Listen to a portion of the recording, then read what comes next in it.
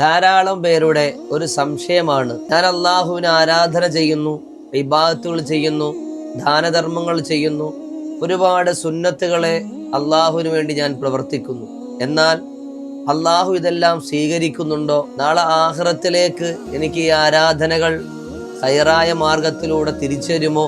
എൻ്റെ മീസാന്റെ ത്രാസിൽ കനം കയറുമോ? എൻ്റെ സിറാത്ത് പാലം വേഗം കടക്കാൻ എനിക്കതൊക്കെ ഉപകാരപ്പെടുമോ? പലർക്കും ആശങ്കയുണ്ടാകും. മഹാന്മാക്കൾ പഠിപ്പിക്കുന്നു, നമ്മുടെ സൽപ്രവർത്തികൾ, നമ്മുടെ സൽക്കർമ്മങ്ങൾ അല്ലാഹു തആല സ്വീകരിക്കാൻ അള്ളാഹുവിന്റെ അസ്മാൽ ഹുസ്നയിൽ സുന്ദരമായൊരു ഇസ്മുണ്ട്, നമുക്കത് പഠിക്കാം.